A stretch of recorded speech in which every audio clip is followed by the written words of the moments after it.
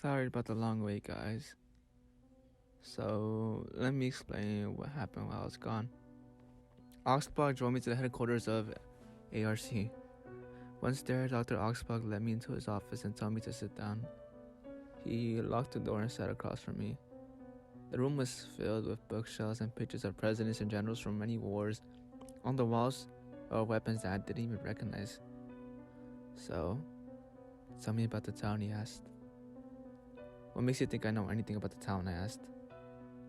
I had reason to believe you're aware of its existence, he said.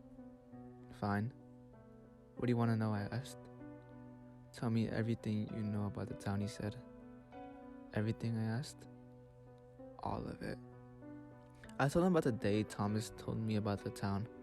Our trip to Hungry Rose and how Thomas had stayed behind to fight Irene. He listened intently as I spoke. He was taking notes while I talked and occasionally asked me a question. When I finished telling him everything he wanted to know, he stood up and walked to a cabinet and opened it. He reached inside and pulled out a small silver box and placed it on his desk. What's that? I asked. It's a key, he answered. One day you'll need it. Why would I ever need a key? I asked. You'll find out, he said. If you really want to find out what happened to your friend and figure out what the town is, you'll use the key to unlock the secrets of the town. Why should I trust you? I asked. I can't tell you that now, he said. You'll have to learn to trust me in time. He handed me the key. It was heavier than I expected it to be. I looked at it for a long moment before putting it in my pocket. What do you plan on doing with me? I asked. You are a very valuable asset to us, he said. We want you to become the newest watcher of Yellowstone.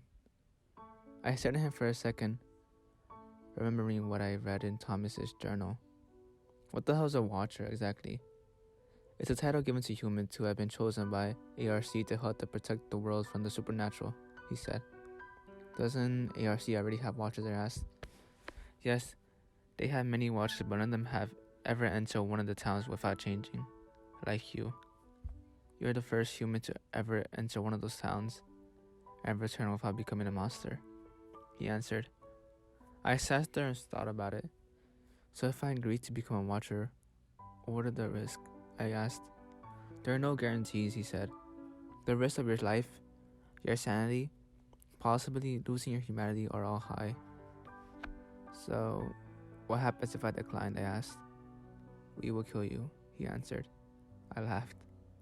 Why do you think I'll accept? I asked. He smiled. Because you want to save your best friend, Thomas, and you want answers.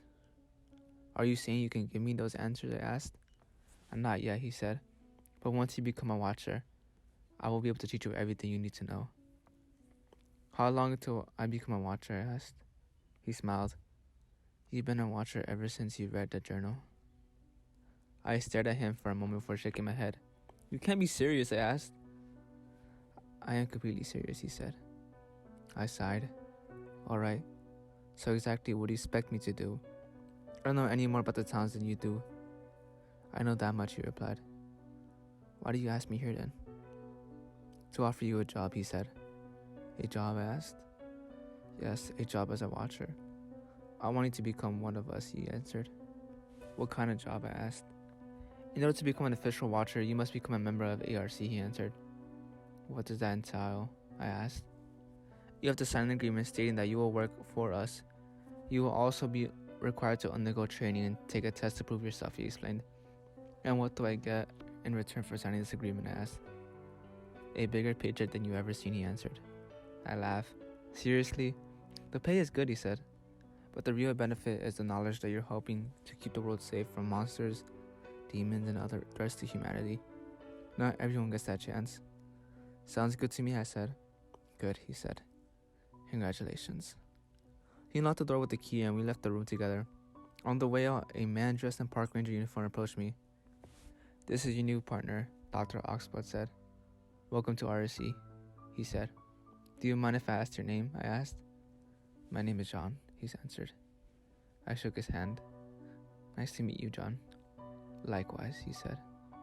Alright, well I guess it's a goodbye for now, Oxblood. I'm sure I'll see you soon, I said. You better hope you do, he joked. After leaving the building, John and I got in his car and drove off. So, where are we going? I asked. Back to your cabin, he answered. We arrived at my cabin. The sun was settling and the sky was getting dark. We got out of the car and headed towards the cabin. Once inside, I sat on the couch and looked at John. So, what's going to happen now? I asked. That depends on you, he answered. What do you mean? I asked. John took out a bottle of whiskey and poured himself a drink. I watched as he drank most of it before answering. I intend to train you to become a watcher. Until then, you'll be living with me, he said. Living with you? I asked. For the next couple of months, he answered. I'll help you get used to being a watcher so that when it comes time to choose your partner, you'll be able to keep them safe. You also start to learn things about ARC that even some of our agents don't know. What kind of things? I asked. I can't really explain it to you, he answered. It will only make sense once you trained. I nodded. Fine. Drink up, he said. We need to get you settled in. I laughed and poured myself some whiskey. John says training begins in an hour. I'm going to take a nap before he trains me. I was woken up from my nap by the sound of shattering glass and John yelling for me to get my ass downstairs. I ran downstairs into the kitchen. What happened? I asked. It wasn't John who answered my question. Hello, Samuel. It seems I got the upper hand this time, Irene said, holding John by the shoulders. She looked much younger when I last saw her. She was wearing a black dress, white gloves, and her hair was done up. She was beautiful and terrifying at the same time. What did you do to Thomas? I asked. Thomas was a fool, Samuel. He chose to stay behind to protect you. He made his choice. My town changed him, she said. I would have killed you both. But if you hadn't escaped. But now you're mine, and I'm going to enjoy every minute of it. What are you talking about? What do you mean, your town? I asked. Irene smirked, her eyes sparkling with hatred. My town is a demon. The town is a creature created by the demon king Azazel. He built our town to serve as his prison. He put all the monsters in it so that could one day be released upon the world. I was speechless. My mind was reeling from the news of the town. Who are you? I finally managed to say. I'm the gatekeeper of the demon kingdom. I'm here to destroy the world and end life as we know it, she said. Let me go, John shouted. She slammed him against the wall and held him with ease. You're not going anywhere until I decide otherwise, she said, smiling. Release him, I yelled. She looked at me and laughed. You don't seem to understand, Samuel. I control this place. Nobody is going to help you. She let go of John and walked towards me. You don't scare me. And I know you can't hurt me, she said. That's when I remembered the silver key Dr. Oxford had given. Where did you get that? She snarled. Wouldn't you like to know? I clicked back at her. I suddenly felt something strange. It was like my body was being pulled away from my soul. I struggled to hold on to it. What are you doing? She screeched. I tried to resist, but it was too late. My soul was gone. Give me the key! Irene screamed, running towards me. Suddenly I was back in my body. I was kneeling on the floor in front of Irene, holding onto my head with one hand clutching my chest with the other. I could see everything in slow motion. I watched as Irene charged toward me, her face twisted with rage. I stood up and grabbed her neck by the neck, squeezing it tightly. Let go of me, she screeched. I squeezed harder. I felt her throat bulge and blood began to leak out of her mouth. I threw her through the window that she had broken in through. I watched as she got up and glared at me before turning around and heading back to the Hungry Horse. I turned around looking over to John, who was standing in the doorway, a deep gash running down the left side of his face. He smiled at me. You might not need as much training as I thought you would, he said. That was pretty impressive. I felt a surge of pride. I'll be right back, I said.